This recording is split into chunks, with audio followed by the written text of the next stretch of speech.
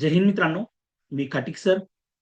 च्या लेक्चरच्या माध्यमातून आपण राष्ट्रीय मिलिटरी स्कूलची प्रश्नपत्रिका कशी सोडवायला पाहिजे, प्रश्नपत्रिकेमध्ये टाइम मॅनेजमेंट कसं करायला पाहिजे, म्हणजे एकत्रित प्रश्नपत्रिका सोडवत असताना आपला माइंडसेट कसं असणं गरजेचे आहे, प्रश्नांचे वाचन कसं करणं गरजेचे आहे, ओएमआर आन्सर शीट कशा पद्धतीने फिल करायची, पेपराचे स्वरूप कसं असणार आहे, तर अशा मुद्द्यांशी आपण या लेक्चरच्या माध्यमातून चर्चा करणार आहोत.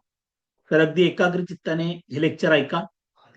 तर मित्रांनो, जर राष्ट्रीय मिलिटरी स्कूल इयत्ता 6वीच्या परीक्षा आपल्याला द्यायची असणार आहे, तर याच्यामध्ये आपल्याला 5 गोष्टींचे भान ठेवणं खूप गरजेचे आहे. त्याच्यामध्ये आपण या 5 मुद्द्यांशी चर्चा करणार आहोत. त्यामध्ये सर्वात आधी परीक्षेचे स्वरूप समजून घेऊया का परीक्षेचे स्वरूप कसं असणार आहे. तर मित्रांनो, राष्ट्रीय मिलिटरी स्कूलची जी परीक्षा असणार आहे ती मल्टिपल चॉईस क्वेश्चन्स असणार आहेत, ज्याच्यामध्ये वस्तुनिष्ठ प्रश्नपत्रिका आपण ज्याला म्हणतो किंवा वस्तुनिष्ठ बहुपर्यायी प्रश्नपत्रिका म्हणणार आहोत. तर प्रश्नपत्रिका जी असणार आहे ती ऑफलाईन असणार आहे, म्हणजे परीक्षेचे स्वरूप आपलं ऑफलाईन असणार आहे. ठीक आहे. आणि प्रश्नपत्रिकेचे जे माध्यम असणार आहे ते इंग्रजी आणि हिंदी, म्हणजे अशा डबल लँग्वेज मध्ये आपल्याला प्रश्नपत्रिका असणार आहे. तर इंग्रजी आणि हिंदी, म्हणजे थोडक्यात जर का इंग्रजी प्रश्न जर का आपल्याला नाही कळाला तर आपण हिंदीतनं वाचन करू शकतो, किंवा हिंदीतला एखादा नाही शब्द समजला तर आपण इंग्रजीतनं त्या प्रश्नाचे आकलन करू शकतो. प्रश्नपत्रिकेमध्ये साधारणतः 200 प्रश्न असतील आणि प्रत्येक प्रश्नाला 1 गुण असणार आहे.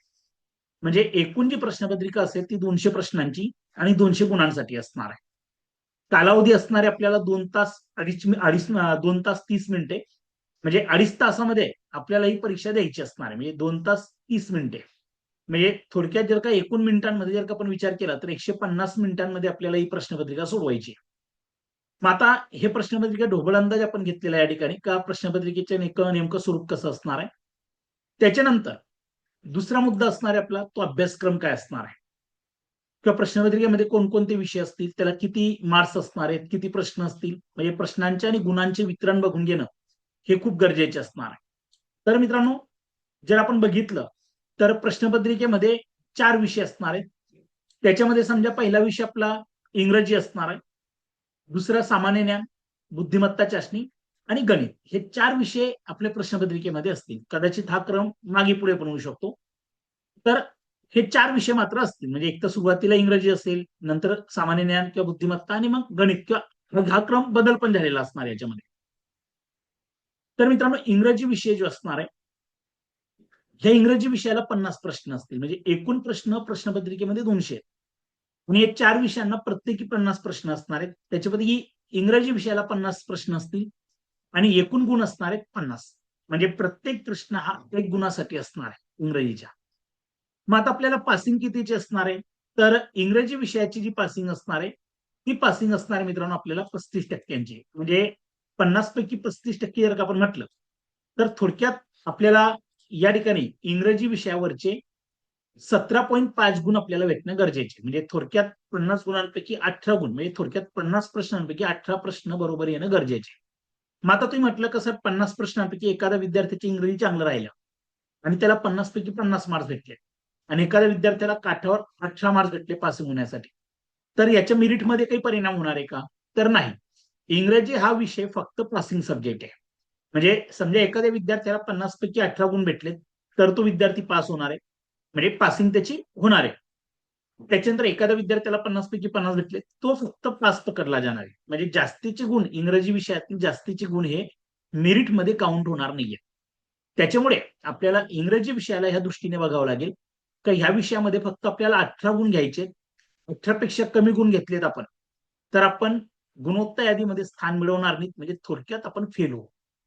तर प्रत्येक सब्जेक्टची जी पासिंग आहे ती कंपल्सरी दिलेली आहे. त्यातल्या त्यात इंग्रजी या विषयाची पासिंग 35%ची आहे. इंग्रजी विषयामध्ये आपल्याला आउट ऑफ मार्क्स घेऊन काही एक्स्ट्रा मार्क्स भेटणार नाहीत, त्या मेरिटमध्ये आपल्याला जास्तीचा विचार आपला होणार नाहीये. फक्त पासिंग काढणं गरजेचे इंग्रजीच्या बाबतीत. त्याच्यानंतर मेरिट जे ठरणार आहे ते 3 विषयांना धरून, त्याच्यामध्ये सामान्य ज्ञान, बुद्धिमत्ता चाचणी आणि त्याच्यानंतर तिसरा विषय असणार आहे किंवा शेवटचा विषय असेल गणित. तर एक 3 जे विषय आहेत ना हे आपल्याला मेरिटसाठी महत्वाचे आहेत. मग आता ह्या विषयांच्या बाबतीत जर का म्हटलं तर सामान्य ज्ञान, ज्याला आपण जनरल नॉलेज म्हणतो, तर जनरल नॉलेजला 50 प्रश्न असतील 50 गुणांसाठी आणि याची पासिंग असणार आहे 40%ची. म्हणजे जीके मध्ये आपल्याला 40%, म्हणजे 50 चे 40% म्हणजे थोडक्यात आपल्याला 20 मार्क्स घ्यायचे जीकेला आणि फक्त 20 मार्क्स घेतले तर आपण पासिंग होऊ. आणि मेरिटमध्ये जर का आपल्याला यायचे असेल तर 50पैकी जास्तीत जास्त मार्क्स मिळवणं आपल्याला गरजेचे, म्हणजे तुमचे जेवढं शक्य होतील तेवढे मार्क्स मिळवणं हे तुमच्या या ठिकाणी महत्वाचे काम असणार आहे.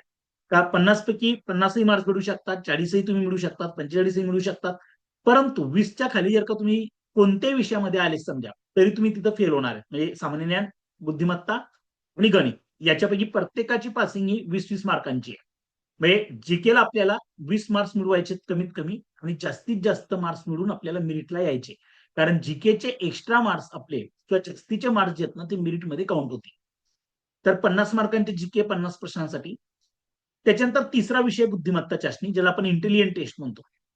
तर इंटेलिजंट टेस्टला 50 प्रश्न आहेत 50 गुणांसाठी. 40% पासिंग याची पण आहे, म्हणजे 20 मार्क्स आपल्याला कंपल्सरी मिळवायचे आहेत कमीत कमी. बरोबर. याच्या अर्थ तुम्ही 20 मार्क्स मिळवलेत, प्रत्येक विषयामध्ये 20-20 आणि इंग्रजीमध्ये 18 गुण मिळवलेत, म्हणजे तुम्ही पास होणार किंवा मेरिटमध्ये आलेत असं नाही. ही फक्त किमान पात्रता आहे. आपल्याला जास्तीत जास्त मार्क्स मिळवायचे जे आहेत. तर बुद्धिमत्ताची पासिंग 20 मार्कांचे आउट ऑफ मार्क्स मिळवण्याचे आपलं टार्गेट पाहिजे इथं. बुद्धिमत्ता चाचणीचे जे प्रश्न असतात राष्ट्रीय मिलिटरी स्कूलला ते खूप काही टफ नसतात. ठीक आहे. जसं सैनिक स्कूलचे जे प्रश्न असतात त्याच्यापेक्षा पण यांची दर्जा काठिण्य पातळी जरा कमी असते बुद्धिमत्ता चाचणीची. तर इथं आपण आउट ऑफ मार्क्स मिळवू शकतो. 50पैकी 50 गुण आपल्याला इथं मिळणं गरजेचे आहे. त्याच्यानंतर गणित हा विषय खूप महत्वाचा आहे. कारण ह्या विषयाला 50 प्रश्न 50 गुण आणि 40%ची पासिंग मित्रांनो. त्यातल्या त्यात गणित विषयाच्या बाबतीत जर का म्हटलं तर एकूण विद्यार्थ्यांपैकी जवळपास 60-70% विद्यार्थी असे असतात का त्यांचे गणित हे कमकुवत असतं. एक 20 ते 30% विद्यार्थ्यांच्या गणित हा विषय आवडीचे असतो, ते इथं मार्क्स चांगल्यापैकी घेतात. आणि गणित हा विषय असा आहे की आपल्याला आउट ऑफ मार्क्स मिळवून देऊ शकतो. त्याच्यामुळे एक लक्षात घ्या, इंग्रजी भाषा विषयाच्या बाबतीत फक्त आपल्याला पासिंग काढायची आहे. जनरल नॉलेजला कसं आहे का पेपरचा दर्जा कसा आहे किंवा जीकेचे प्रश्न काय विचारतील याची काही शाश्वती नसते कधी. ठीक आहे. म्हणजे कोणत्याही व्यक्ती असं हमखास सांगू शकत नाही का मला जीके मध्ये आउट ऑफ मार्क्स मिळतीलच. त्याच्यामुळे जीके मध्ये जेवढं शक्य आलं तेवढे मार्क्स मिळवा. जेवढं तुम्ही वाचन केलेलं असेल, सराव केलेला असेल, अभ्यास केलेला असेल त्या प्रमाणात तुम्हाला जीकेला मार्क्स मिळतील. परंतु बुद्धिमत्ता आणि गणित हे जे दोन विषय आहेत ना याच्यामध्ये तुम्ही आउट ऑफ कोर्स स्कोर करू शकता. त्यातल्या त्यात बुद्धिमत्तामध्ये 50 पैकी 50 मार्क्स आपण सहज मिळवू शकतो. आणि बुद्धिमत्ता मार्क्सचा विषय असा मित्रांनो की याच्यामध्ये पण जो सराव केलेला असणार आहे त्याच्यावर आधारित शक्यतो प्रश्न असतात. ठीक आहे. तर बुद्धिमत्ता आपल्याला स्कोरिंग सब्जेक्ट आहे. त्याच्यानंतर गणित पण आहे. आता गणिताच्या बाबतीत काय असतं का काही मुलं गणिताला भीती बाळगतात आणि काही मुलं गणिताला चांगल्यापैकी सोडवतात, गणितामध्ये त्यांना इंटरेस्ट असतं आणि ते मुलं पुढे येतात. तर गणित, बुद्धिमत्ता आणि जीके हे 3 विषय म्हणजे थोडक्यात प्रत्येकाच्या 50-50 मार्क जर का आपण पकडले तर 150 मार्कांपैकी आपलं मेरिट लागणार आहे.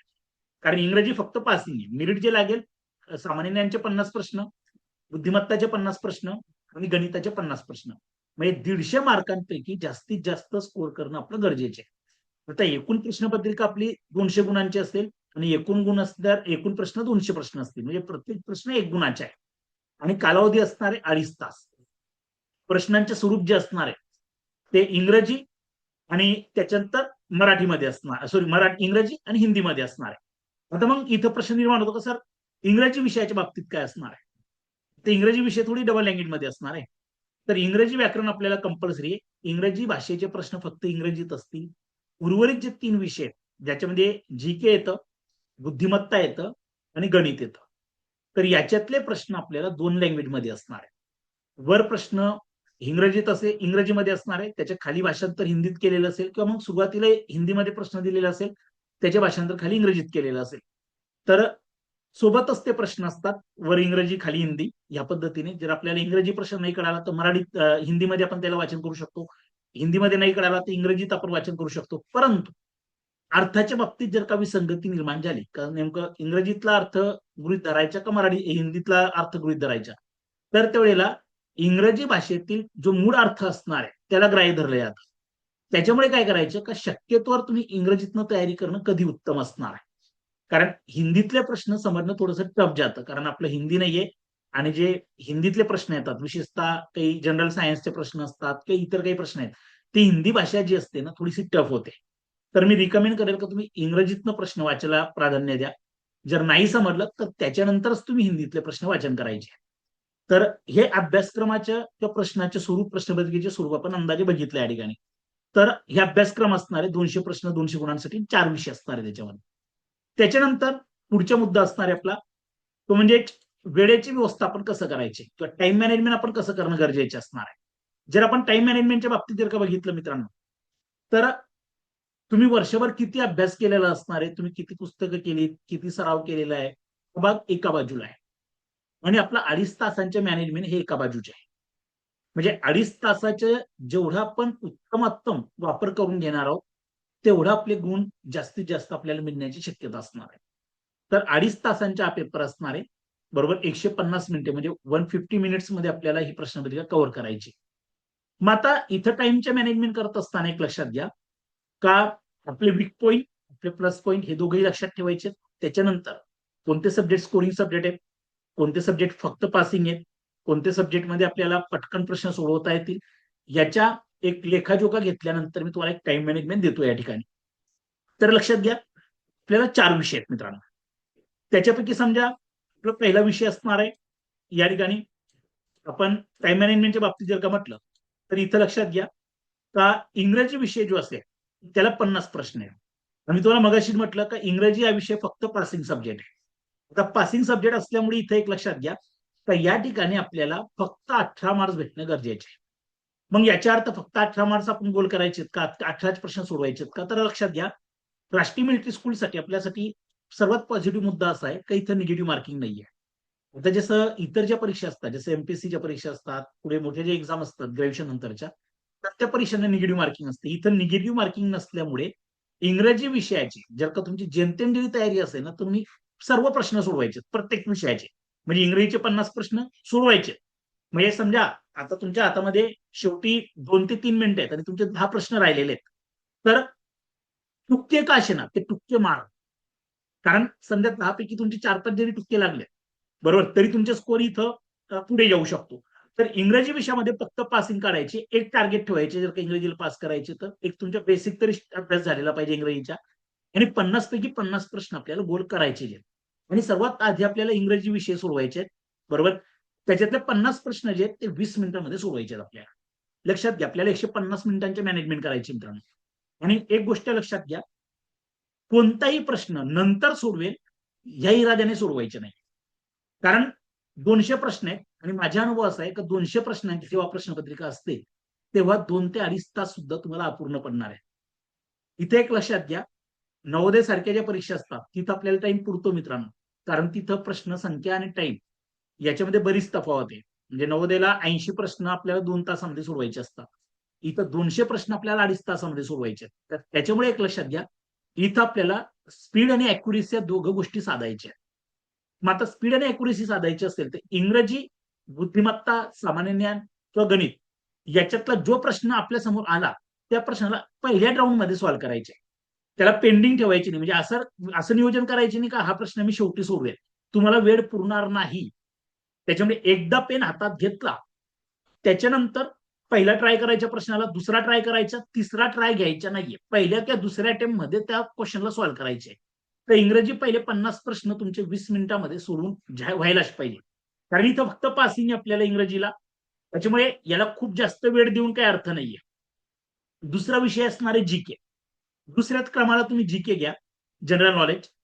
याला 50 प्रश्न असतील याला 30 मिनिटांमध्ये सोडवायचे. म्हणजे पहिल्या 50 मिनिटांमध्ये तुम्हाला 100 प्रश्न सोडवायचे आहे. आणि हे लक्षात घ्या हे टाइम मॅनेजमेंट जर का तुम्ही फॉलो करत असाल तरच तुमच्याकडनं प्रश्नपत्रिका सोडवली जाईल. जर तुम्ही फॉलो नाही केलं तर होईल असं का आता काही मुलं म्हणतील कसं मला गणितात आउट ऑफ मार्क्स घ्यायचे तर मी पहिल्यांदा गणित सोडवतो. मित्रांनो गणिताचा एखादा प्रश्न असा असतो का तो 10-10 मिनिटं सुद्धा घेतो. काही प्रश्न तर असे असतात का ते अर्धा-अर्धा तास आपल्याकडनं सुटत नाही. आणि ते 1-2 प्रश्नावर आपण असं अटकून बसतो का वेळ कुठे जातोय आपला ते समजत नाही. तर त्याच्यामुळे मी जो तुम्हाला इन्स्ट्रक्शन देतोय ते फॉलो करा. बाकी तुमच्या डोक्यात जे असेल ते सर्व डिलीट करा. आता इंग्रजीला 50 प्रश्न 20 मिनिटं सुरुवातीचे. त्याच्यानंतर जीकेचे 50 प्रश्न म्हणजे जनरल नॉलेजचे 50 प्रश्न 30 मिनिटांमध्ये सोडवायचे. बरोबर 31 मिनिटं आपल्याला लावायचे नाही. म्हणजे पहिल्या 50 मिनिटांमध्ये आपल्याला 100 प्रश्न सोडवायचे जे आहेत इथे लक्षात. आणि ह्याच क्रमाने प्रश्नपत्रिका सोडवा. बाकी तुमचं कोणतंही नियोजन असेल तर ते बाजूला करा कृपया करून. ते तुम्हाला आवडत असेल तर तुम्ही फॉलो करा मग त्याचे परिणाम तुम्हाला भेटतील. इथे लक्षात. तिसरा विषय बुद्धिमत्ता चाचणी. तर बुद्धिमत्ता चाचणी हा विषय असा आहे का या चारही विषयांमध्ये सर्वात जास्त स्कोर भेटण्याची किंवा स्कोरिंग करण्याची चान्सेस आपल्याला बुद्धिमत्ताला आहे, म्हणजे इंटेलिजंट टेस्टला. याला 50 प्रश्न असतात. 50 प्रश्नामध्ये आपण 50 पैकी 50 प्रश्न बरोबर आणू शकतो. म्हणजे 150 पैकी आपलं मेरिट लागणार आहे. बघा, मेरिटसाठी आपल्याला सामान्य ज्ञान, बुद्धिमत्ता आणि गणित या 3 विषयांचे जे एकूण 150 मार्क होत आहेत ना, 150 मार्कापैकी मेरिट लागेल. आणि जर का तुम्ही बुद्धिमत्ताला 50 पैकी 50 मार्क्स मिळवले तर तुम्ही जवळपास 1/3 आपली एक्झाम क्रॅक केलेली असणार आहे. कारण 150 पैकी मेरिट लागणार आहे. बुद्धिमत्ता हा विषय या चारही विषयांमध्ये सर्वात जास्त मार्क्स मिळवून देणार आहे. त्याच्यामुळे बुद्धिमत्ताला आपल्याला आउट ऑफ मार्क्स घ्यायचे. 40 मिनिटांमध्ये 50 प्रश्न सोडवा आणि त्या दर्जाची आपली तयारी झालेली असणं गरजेची बुद्धिमत्ताची. त्याच्यानंतर गणित हा विषय जो आहे हा 50 प्रश्नांचा आहे आणि याला वेळ द्यायची आपल्याला 7 मिनिटे. म्हणजे 1 तास आपल्याला पूर्ण गणिताला द्यायचे. कारण गणितामध्ये काय असतं का काही कन्सेप्च्युअल प्रश्न असतात, ठीक आहे, काही प्रश्न व्हर्बल असतात, त्यांचे आकलन आपल्याला करावायचे असतं, कॅल्क्युलेशन करायची असते. कॅल्क्युलेशन करताना सिली मिस्टेक होण्याचे चान्सेस असतात, ती पण आपल्याला टाळायचे. मात्र माझे एक वाक्य लक्षात ठेवा, जर तुम्ही हे लेक्चर ऐकत असाल तर तुमच्या नोटबुकला कुठेतरी लिहून घ्या का आपल्याला हे वाक्य खूप महत्वाचे आहे. कोणत्याही प्रश्नाला 1 किंवा जास्तीत जास्त 2 ट्राय करायच्या. त्यातल्या त्यात गणिताचे प्रश्न जे आहेत ना हे खूप धोकादायक असतात. काही प्रश्न आपल्याला एक एक प्रश्न 10-10, 20-20 मिनिटं आपलं घालून बसतो आणि तो मार्क्स आपल्याला एकच देणार आहे. म्हणून एक लक्षात घ्या, पहिला ट्राय करायचा, दुसरा ट्राय करायचा, आलं तर ठीक, नाही तर 4 पर्यायांपैकी जो पर्याय तुम्हाला आवडीचा वाटेल तो तुक्का काशीनं तुम्हाला त्याच्यानंतर मागे वळून बघायची मी प्रश्नपत्रिकेला. कारण राष्ट्रीय मिलिटरी स्कूलला 200 प्रश्नांची प्रश्नपत्रिका आपण देतोय. तुम्हाला टाइम पुरणारच नाहीये. म्हणून माझे म्हणणं आहे, पहिल्या किंवा दुसऱ्या अटेम्प्ट मध्ये पहिला प्रयत्न करा, दुसरा प्रयत्न करा, आलं तर ठीक, त्याला पेंडिंग ठेवू नका. असं नियोजन नका करा का मी शेवटी 10-15 मिनिटांमध्ये सोडवले राहिलेले प्रश्न. अजिबात टाइम पुरणार नाहीये. तर अशा पद्धतीने गणिताला 50 प्रश्न 60 मिनिटं, म्हणजे एकूण 200 प्रश्न असतील आपल्याला 200 गुणांसाठी. 150 मिनिटं आपल्याला द्यायचे मित्रांनो. ठीक आहे, हे नियोजन जे ते तुमच्या नोटबुकला लिहून घ्या आणि पेपराच्या आधी हे महत्वाचे जे तुम्हाला काही महत्वाच्या सूचना जे देतोय मी या लेक्चरच्या माध्यमातून, या सूचना तुम्हाला फॉलो करायच्या आहेत. ठीक आहे, तर हे टाइम मॅनेजमेंट बद्दल मी तुम्हाला सांगितलं. त्याच्यानंतर पुढचे काही मुद्दे असणार आहेत त्याच्याबद्दल आपण चर्चा करूया. तर आता पुढचा मुद्दा असणार आहे आपला, तो असणार आहे एक्झामचा माइंडसेट कसा असायला पाहिजे. तर पेपर सोडवत असताना आपलं माइंडसेट कसं असणं गरजेचं आहे. तर सर्वात आधी एक करायचे, तर परीक्षा हॉलमध्ये आपण 15 मिनिटं आधी जायला पाहिजे. आणि त्या 15 मिनिटं आधी गेल्यानंतर जेव्हा आपण हॉलमध्ये जातो तेव्हा 5 मिनिटाचे ना डोळे बंद करून मनन करायचे. बलून ब्रिथिंग करायची. बलून ब्रिथिंग म्हणजे काय असते, तर डोळे बंद करायचे आणि दीर्घ श्वास घ्यायचे, म्हणजे पूर्ण ऑक्सिजन घ्यायचे, दीर्घ श्वास घ्यायचे, बलून सारखं फुगवायचं आणि असं 5 वेळेला करा. म्हणजे मेंदूला ऑक्सिजन द्या पहिले. आणि ही बलून ब्रिथिंग जी असणार आहे हे 5 वेळेला करायची. डोळे बंद करायचे. आणि मी काही महत्वाची इन्स्ट्रक्शन तुम्हाला आता सांगतोय, ते परीक्षा हॉलमध्ये की जेव्हा तुम्ही प्रश्नपत्रिका सोडवणार त्या प्रश्नपत्रिका सोडवत असताना हे टिपणं जी मी तुम्हाला देतोय आता, काही महत्वाचे टिप्स देतोय एक्झामसाठी, हे आठवायचे. तर आता एक्झामच्या माइंडसेट कसा असणार आहे, तर याच्यात काही इम्पॉर्टंट पॉईंट्स तुम्हाला देतोय, 5 पॉईंट्स देतोय याचा. पहिला पॉईंट असणार आहे का प्रत्येक प्रश्नासाठी जास्तीत जास्त 2 प्रयत्न करा. त्यातले त्यात गणित आणि बुद्धिमत्ता हे 2 विषय आपले आउट ऑफ मार्क्स देणारे पण आहेत आणि म्हटलं तर वेळ खाणारे पण आहेत. कोणत्याही प्रश्नामध्ये स्टक व्हायचे नाहीये, बरोबर, तिथं अटकायचे नाहीये. पहिला प्रयत्न करा, नाही आलं दुसरा ट्राय करा, तिसऱ्या ट्राय करायचं नाहीये. बिनधास्त 4 पर्यायांपैकी 1 पर्यायाला गोल करून पुढे यायचं. कारण आपल्याला नकारात्मक गुण पद्धतीने, ज्याला आपण निगेटिव्ह मार्किंग म्हणतो, ती निगेटिव्ह मार्किंग नाहीये. त्याच्यामुळे प्रश्न चुकला तर दंड म्हणून बरोबर उत्तरातनं आपले गुण वजा होणार नाहीयेत. त्याच्यानंतर दुसरा मुद्दा असणार आहे, विषय सोडवण्याचा क्रम कसा असायला पाहिजे आपला. तर मी तुम्हाला विषय सोडवण्याचा क्रम सांगतो. सर्वात आधी इंग्रजीचे विषय प्रश्न सोडवायचे 50 प्रश्न 20 मिनिटांमध्ये. हा फॉर्म्युला विसरू नका. जीके 50 प्रश्न 30 मिनिटांमध्ये, म्हणजे पहिल्या 50 मिनिटांमध्ये हे 100 प्रश्न होणं गरजेचे. आयटी म्हणजे इंटेलिजंट टेस्ट 40 मिनिटांमध्ये आणि मॅथमॅटिक्सला 60 मिनिटांमध्ये सोडवायचे. म्हणजे पहिल्या 100 मिनिटांमध्ये पहिल्या 50 मिनिटांमध्ये 100 मार्कांच्या पेपर तुमच्या कव्हर व्हायला पाहिजे आणि नंतरच्या पुढच्या जवळपास पहिल्या 30 आणि 20 50 मिनिटांमध्ये 100 मार्कांचे पेपर आणि पुढच्या जवळपास 100 मिनिटांमध्ये म्हणजे 40 मिनिटं आयटीचे आणि 60 मिनिटं गणिताचे. या 40 आणि 60 म्हणजे 100 मिनिटांमध्ये तुमचे 100 प्रश्न होणं गरजेचे. बरोबर, लक्षात घ्या. म्हणजे 50 मिनिटांमध्ये आपण पहिल्या 50 मिनिटांमध्ये 100 मार्कांचे प्रश्न कव्हर करणं गरजेचंच आहे. आणि त्याच्यानंतर पुढच्या 100 मिनिटांमध्ये 100 प्रश्न सोडवायचे. आयटीचे 50 आणि मॅथचे 50. ते 100 मिनिटांचे नियोजन असं आहे का आयटीचे जे 50 प्रश्न असतील ते 40 मिनिटांमध्ये, आयटी म्हणजे इंटेलिजंट टेस्टचे, आणि मॅथमॅटिक्स गणिताचे 60 मिनिटांमध्ये आपल्याला 50 प्रश्न सोडवायचे. तर हा माइंडसेट ठेवायचे. म्हणजे जेव्हा तुम्ही पॉझिटिव्ह अफर्मेशन करणार परीक्षा हॉलमध्ये तर हे मुद्दे आठवायचे आहेत माझे. याच्यामुळे मित्रांनो तुमचे 5 ते 6 मार्क्स वाढतील.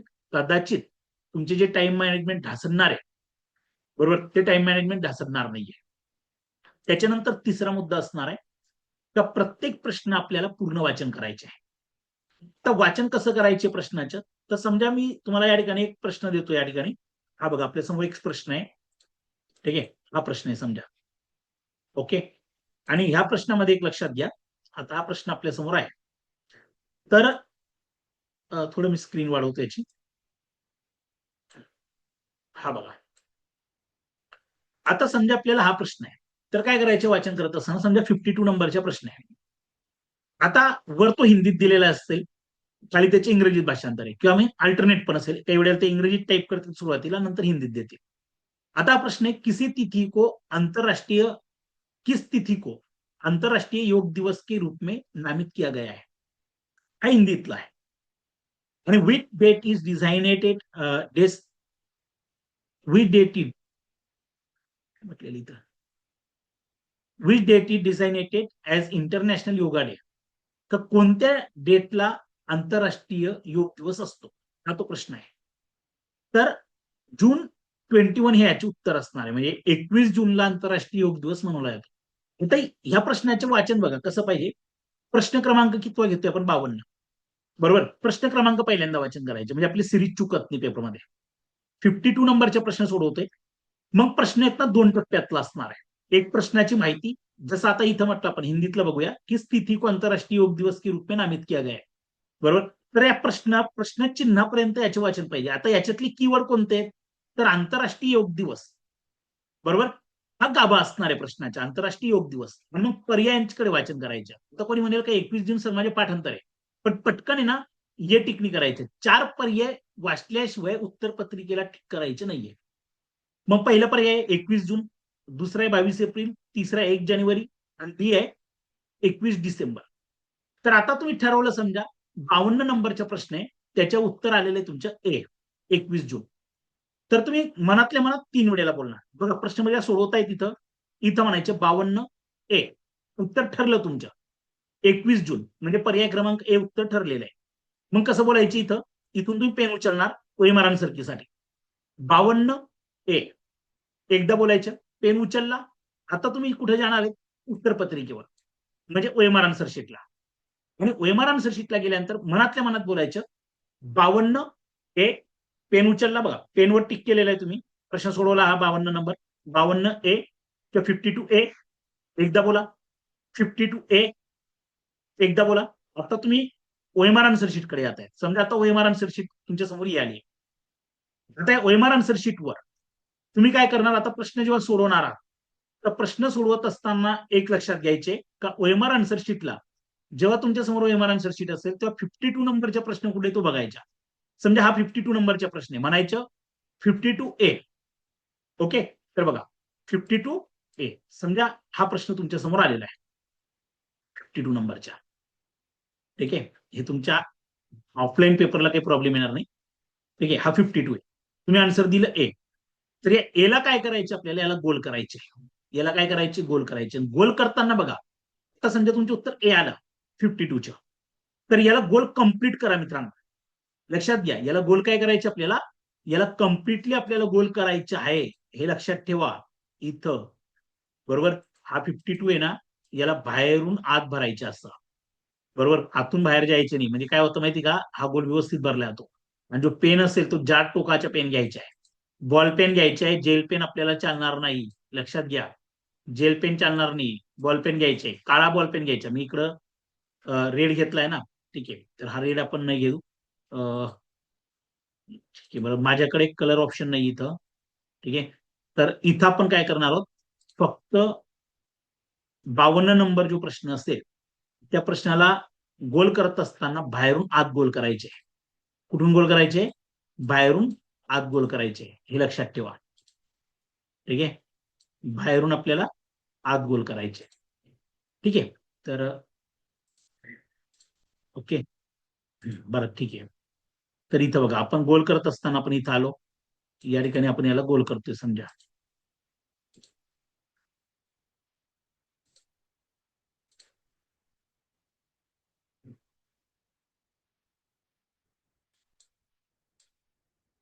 बरं ठीक आहे, माझ्याकडे लालच येतोय तो पेन. ठीक आहे, तुम्ही अशा पद्धतीने याला गोल करू शकता. ओके, तुम्ही काळा पेन युज करायचा, लाल पेन युज करायचा नाही. मी महत्वाची सूचना देतोय, नाही तर सरांनी लाल केलं होतं लेक्चरमध्ये, तर मी पण लाल पेन घेतोय, रेड पेन घेतोय, तसं नाही. हा, ब्लॅक पेन घ्यायचे, बॉल पेन घ्यायचे, जेल पेन घ्यायचे नाही, इंक पेन सुद्धा घ्यायचे नाही, ओनली बॉल पेन पाहिजे. आता तुमच्या आन्सर ए आला, तर काही मुलांनी चुकीने जर का बीला पण गोल करून घेतला ना, तर याचे मार्क्स तुम्हाला भेटणार नाही, लक्षात घ्या. ठीक आहे, त्याच्यामुळे गोल करण्याच्या आधी मनातल्या मनात 3दा बोलायचे. एक प्रश्नपत्रिके ठिकाणी तुमच्या उत्तराला समजा 52A, तिथे एकदा बोलायचं. पेन उचलला तुम्ही, वैमानान सरशीत पर्यंत कर्सर आणलं, तुमच्या पेन आणला, मध्यंतरी परत एकदा म्हणायचे 52A, आणि इथं प्रश्न बघायचा, कोणत्याला गोल करतोय, 52लाच करतोय का, येते लक्षात. 52A, तर तुम्ही म्हटलं का सर माझे आता 52 ड्रॉप करतोय मी, मला येत नाही ते उत्तर, मी 53ला जातोय, तर बरोबर इथं पहिल्यांदा नंबर चेक करायचा, आपण बरोबर गोल करतोय का, आणि तेव्हा गोल करायचे मित्रांनो. काही वेळेला काही प्रश्न आपण स्किप करतो आणि त्याच्यामुळे आपली ना सिरीज चुकत असते. मी कित्येक मुलं असे बघितलेले त्यांची सिरीज चुकलेली, ते वर्ष वर्ष 2-2 वर्ष खूप बारकाईने अभ्यास करतात, खूप मेहनत घेतात आणि पेपरच्या वेळेला आहे ना सिली मिस्टेक करतात. तर इथं आपल्याला पेपर सोडवण्याचे कौशल्य आपल्याकडे पाहिजे. आता ही ओएमआर आन्सर शीट तुमच्या समोर मी दाखवतो या ठिकाणी. तर इथे एक लक्षात घ्या, आता ओएमआर आन्सर शीट म्हटलं तर याच्यामध्ये बघा सॅम्पल क्वेश्चन पेपर आहे. ठीक आहे, आता ही सॅम्पल क्वेश्चन पेपर मध्ये लक्षात घ्या, इथं काय असणार आहे. ठीक आहे, इथं समजा क्लास 6 वगैरे त्यांच्या काही महत्वाची माहिती असणार आहे. ठीक आहे, आणि आता काय करणार आहोत आपण ह्या आन्सर की मध्ये, तर इथे एक लक्षात घ्या, या ठिकाणी मित्रांनो महत्वाचे मुद्दे लक्षात घ्या. आता इथं आपल्याला काय करायचे, रोल नंबर टाकायचे. ठीक आहे, आपल्याला जो रोल नंबर भेटलेला असेल तो रोल नंबर इथं टाकायचा आहे. त्याच्यानंतर प्रश्न पुस्तिका नंबर म्हणजे क्वेश्चन बुकलेट नंबर असतो, क्वेश्चन पेपरच्या वर असतो तो. आणि तुमचे जे एक्झामिनर असतील ते परीक्षा हॉलमध्ये असतात ना, एक्झाम हॉलमध्ये, तर इथं जर का तुम्हाला नाही कळालं तर त्यांच्याकडनं माहिती भरून घ्यायची, शक्यतोवर ते तुम्हाला मदत पण करतील इथं. ठीक आहे, तर आपण आपल्याला नाही समजलं तर इथं स्वतःहून काही करायचं नाहीये. त्याच्यानंतर सेंटर कोड, सेंटरच्या कोड सुद्धा इथं व्यवस्थित टाकायचं, ते सांगतील त्या पद्धतीने. आणि क्वेश्चन पेपर कोड, तर क्वेश्चन पेपर आपलं ए कोड असेल, बी असेल, सी असेल, डी कोड असेल, तर ज्या नंबरची कोड असेल क्वेश्चन पेपरच्या तो इथं टाकायचे. आणि जर थोडे आपल्याला कन्फ्युजन असेल तर आपल्या एक्झामिनरला विचारायचे, हा कोड विसरायचा नाही व्यवस्थित, हा इथं गडबड करायची नाही. किंवा एखाद्या वेळेला एक्झामिनर काय करतात का, मुलं लहान असल्यामुळे ते स्वतः ही सर्व माहिती फिलअप करतात, तर त्यांना भरू द्यायची जर का ते भरत असतील तर. तुम्ही स्वतःहून काही करायचं नाहीये. त्याच्यात नेम ऑफ ऍप्लिकंट, अभ्यर्थी का नाम बडे अक्षरों में लिखिए, म्हणजे तुमचं नाव इथं पूर्ण व्यवस्थित कॅपिटल लेटर्स मध्ये लिहायचे आपल्याला. ठीक आहे, इंग्रजी कॅपिटल लेटर्स मध्ये. ठीक आहे, तर ही महत्वाची माहिती आहे, ही पण तुम्ही वाचू शकता. ठीक आहे, हे बघा, जर तुम्ही आपल्या ग्रुपला असाल, व्हॉट्सअप ग्रुपला, तर तिथं मी ही ओएमआर आन्सर शीटचे सॅम्पल पीडीएफ पाठवून देणार आहे. ठीक आहे, इथं महत्वाचे लक्षात घ्या, सिग्नेचर ऑफ कॅन्डिडेट, इथं विद्यार्थ्याची साईन, आणि ही साईन आहे ना आपल्याला ह्या बॉक्समध्येच करायची, लक्षात घ्या. ब्लॅक पेनने साईन करायची. ठीक आहे, इंक पेन नको, जेल पेन अजिबात घ्यायचे नाही. आणि इथं जे तुमचे एक्झामिनर असतील त्या हॉलमध्ये, त्यांची सिग्नेचर इथं असणार आहे. बरोबर, या पद्धतीने. त्याच्यानंतर प्रश्नपुस्तिका कोड आपला ABCD कोणता कोड आहे तो इथं टाकायचा. त्या क्वेश्चन पेपरवर वर कोड असतो, A कोड, B कोड, तर तो इथं टाकायचा असतो आपल्याला. त्याच्यानंतर इथं सेंटर कोड टाकायचा आहे. जर समजा सेंटर कोड समजा 24 आहे, तर इथं 2 आणि 4 लिहायच्या. आणि मग 2 साठी याला 2 ला गोल करायच्या, 4 साठी या 4 ला गोल करायच्या. ही व्यवस्थित अगदी. ठीक आहे. हा, त्याच्यानंतर प्रश्नपुस्तिका संख्या, क्वेश्चन बुकलेट नंबर इथं टाकायचा आपल्याला. रोल नंबर इथं टाकायचा. आता समजा तुमचा रोल नंबर मी आता इथे एक घेतोय. आता समजा तुमचा रोल नंबर आता इथं आलेला आहे, या ठिकाणी 2 आहे, 2 3 0, ओके, 0, हे माझे कर्सर थोडंसं हे होत आहे, आणि 0 आणि 8 आलेलं आहे समजा, बरोबर. तरी मी 2 ला गोल करेल इथं. हा 2 लिहितोय ना, ते इथं 2 ला गोल करावं लागेल, बरोबर. त्याच्यानंतर 3 म्हणतोय, त्या 3 ला व्यवस्थित कम्प्लीट गोल करायचं. हे माझ्याकडनं अर्धवट होतंय, ओके. हा, आता समजा 0 आहे, हा 0 व्यवस्थित घ्यायचा. माझ्या 6 सारखा दिसतोय तो, इथं हा 0 व्यवस्थित. ठीक आहे, 0 कुठेही लास्टला. ठीक आहे. जो रोल नंबर असेल, इकडे जो नंबर असेल ना, तो नंबर आपण इकडे करणार आहे, तो डिजिट, आणि त्याच्यावर गोल करायचा. इथं आपल्याला रॉंग यायचं नाही. ठीक आहे. तर हे मुद्दे सुद्धा तुम्ही व्यवस्थित लक्षात घ्या मित्रांनो. ठीक आहे. आता पुढे येऊया आपण परत या पद्धतीने. ठीक आहे. तर गोल व्यवस्थित करायचे आपल्याला. ठीक आहे. जर का तुम्ही आपल्या व्हॉट्सअप ग्रुपला असाल, तर तुम्हाला ही OMR आन्सर शीट सॅम्पल म्हणून पाठवून देतो. ठीक आहे. म्हणजे तुम्हाला एक्झामच्या वेळेला ते कामात येईल, किंवा प्रॅक्टिस करायला सुद्धा कामात येणार आहे. ठीक आहे. ओके. तर हे झालं आपलं सर्व याच्या बाबतीत. कशाविषयी? ठीक आहे. OMR आन्सर शीट बघितली आपण. हे बघू शकतो आपण सर्व महत्वाची माहिती त्याची. ठीक आहे. ह्या पद्धतीची क्वेश्चन पेपर असणार आहे तुमची. इकडं गोल करण्यासाठी. ठीक आहे. आणि OMR आन्सर शीटला आहे ना, एक ओरिजिनल ते त्यांच्याकडे जमा करतात, आणि कार्बन कॉपी आपल्याला देत असतात. तर ते कार्बन कॉपी घेऊन यायची, म्हणजे तुम्हाला आन्सर की काढत असताना त्याचा फायदा होणार आहे. ठीक आहे. तर ह्या पद्धतीने तुमचे नियोजन पाहिजे. त्याच्यानंतर हे OMR आन्सर शीट बघा, व्यवस्थित भरायची. OMR आन्सर शीट बद्दल 2-3 महत्वाच्या सूचना देतोय. पहिली सूचना, का OMR आन्सर शीटवर आपण जो प्रश्न क्रमांक गोल करतोय तो ऍक्युरेट आहे का. म्हणजे समजा तुम्ही 1 नंबरचे सी आन्सर काढलं, तर फर्स्ट एकदा वाचन करायचं, फर्स्ट नंबरच्या पहिल्या नंबर चेक करायचे, मग सी केलं तर सी, डी असेल तर डी उत्तर. त्याच्यानंतर एका प्रश्नासाठी 2 गोल करायचे नाहीयेत, गोल अर्धवट करायचे नाही.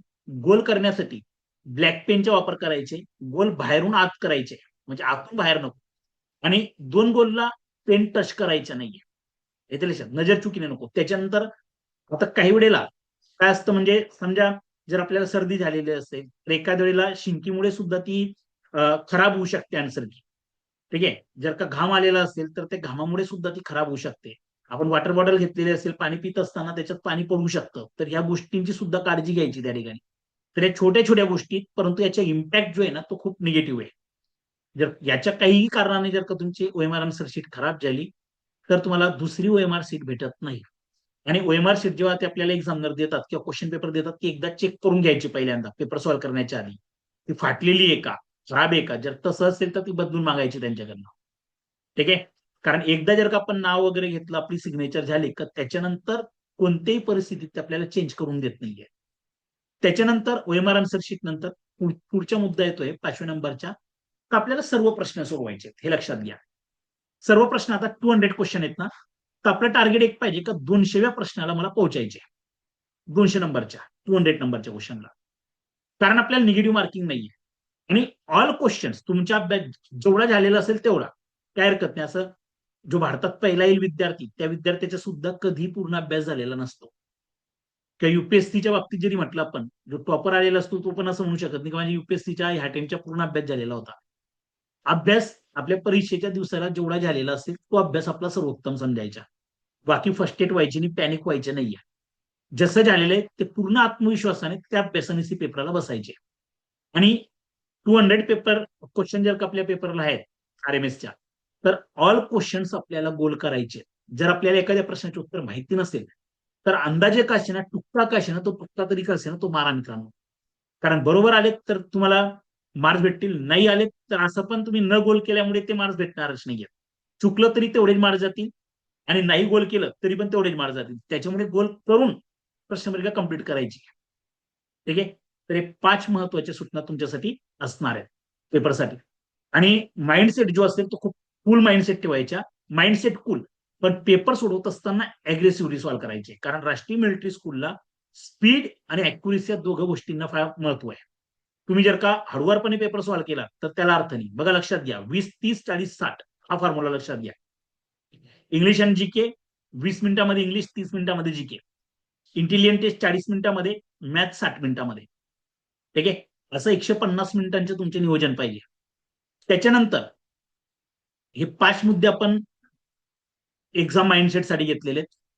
त्याच्यानंतर 6वा मुद्दा असणार आहे आपला, तो म्हणजे आता महत्वाची कोणकोणती साहित्य आपल्याकडे असणं गरजेचे, कोणकोणते मुद्दे आपण सोबत घेऊन जाणं गरजेचे आहे. तर बघा 5 मुद्दे आहेत. पण घड्याळ घेऊन जा. आता स्मार्टवॉच वगैरे निघालेले, स्मार्टवॉच वगैरे घेऊन जायची आणि सिंपल जी घड्याळ असते ना, जी स्मार्टवॉच नाहीये ती घेऊन जायची.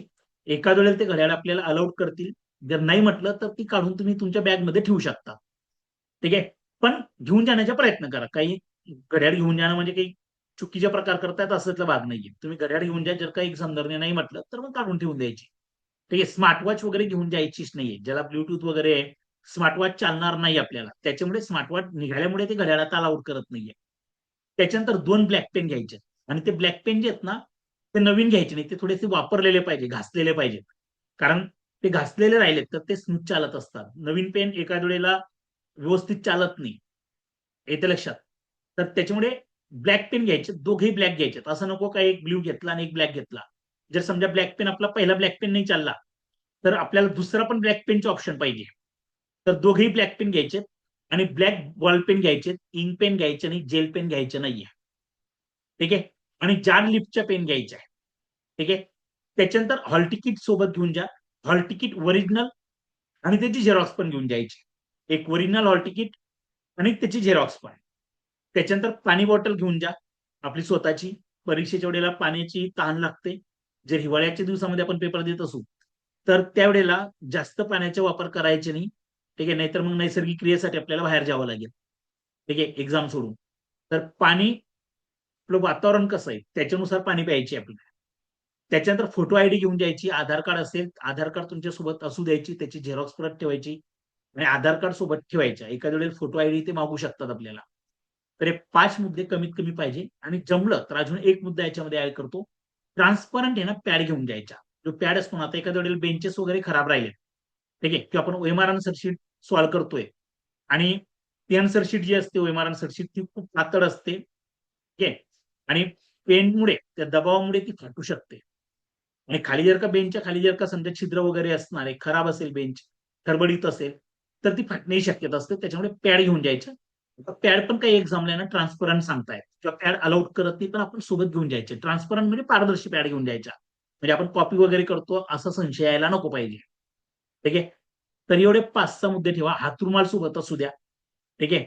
जर हिवाळ्याचे दिवस असतील, शिंका येत असेल, तर ते आपल्याला हातरुमालची मदत लागेल तेवढेला.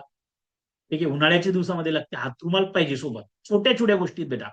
आणि महत्वाचं, का जेव्हा तुम्ही पेपर परीक्षा हॉलमध्ये जाताय आणि सोबत तुमचे पालक असतील, तर पालकांना एक सांगतो का मित्रांनो, विद्यार्थ्यांचे ना शेवटचे 24 तास खूप महत्वाचे असतात.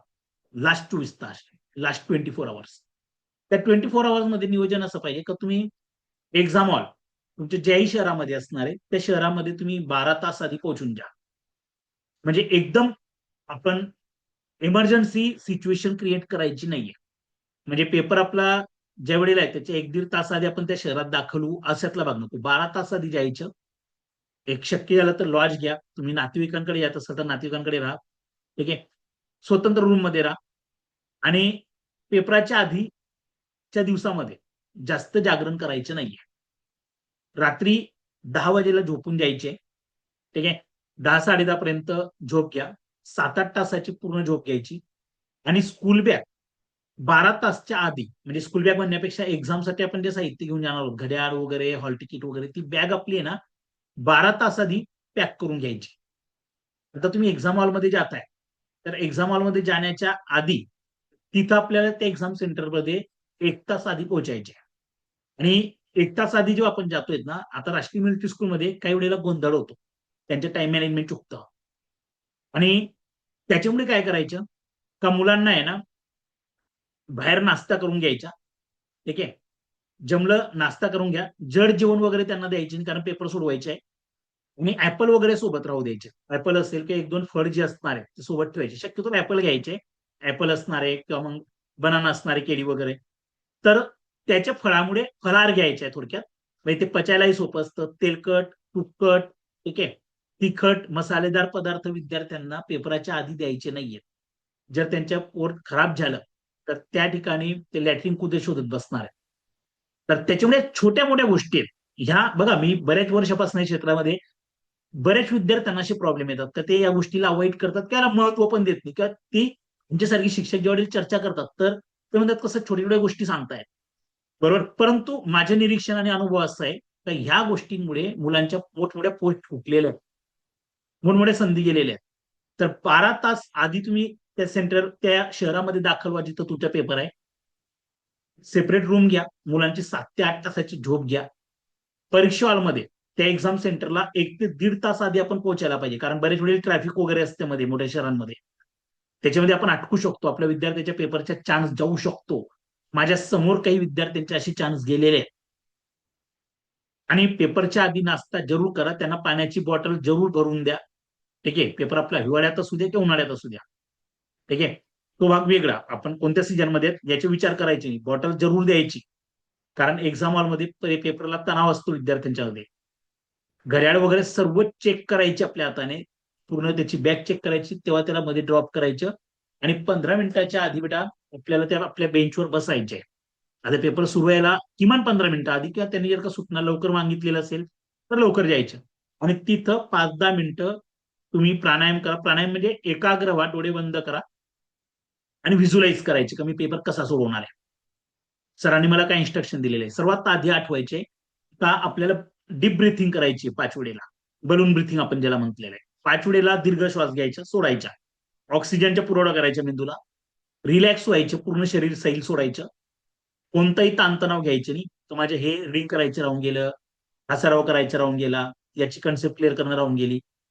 कोणताही असा विद्यार्थी नाही भारतामध्ये का त्याच्या अगदी 100% अभ्यास झालेला असतो. कॉम्पिटेटिव्ह एक्झाम मध्ये तुम्ही इतरांपेक्षा बेटर ठरण्याचा प्रयत्न करा. तुम्ही याच्यामध्ये कमांड मिळवण्याचे कधी प्रयत्न करू नका का ह्या परीक्षेचे अगदी मला मास्टर व्हायचे, असं कधी नसतं. आपल्याला इतरांपेक्षा बेस्ट ठरायचे. जेवढा अभ्यास झालेला तेवढा स्वीकारायचं, फुल माइंडसेट ठेवा, अग्रेसिव्ह आपल्या हातामध्ये पेनमध्ये येते लक्षात. स्पीडली पेपर सोडवायचे. पेपर 2 किंवा 3 राऊंड मध्ये सोडवायचे नाही राष्ट्रीय मिलिटरी स्कूलच्या. पहिल्या राऊंड मध्ये पेपर आपला कम्प्लीट होणं गरजेचं आहे. ठीक आहे, तर ह्या सूचना तुम्हाला फॉलो करायच्या आहेत. ठीक आहे, तर हा व्हिडिओ जर का पहिल्यांदा जर का तुम्ही बघितलं, काही मुद्दे नाही झालेत क्लिअर, तर रिपीट सुद्धा तुम्ही याला बघू शकता. ठीक आहे, हा व्हिडिओ तुम्हाला कसा वाटला, जर आवडलेला असेल तर कमेंट्स बॉक्सला कमेंट्स करा. ठीक आहे, आणि आपण सर्वांना येत्या परीक्षेसाठी सर्वांना मनपूर्वक शुभेच्छा. थांबतो. जय हिंद, जय महाराष्ट्र.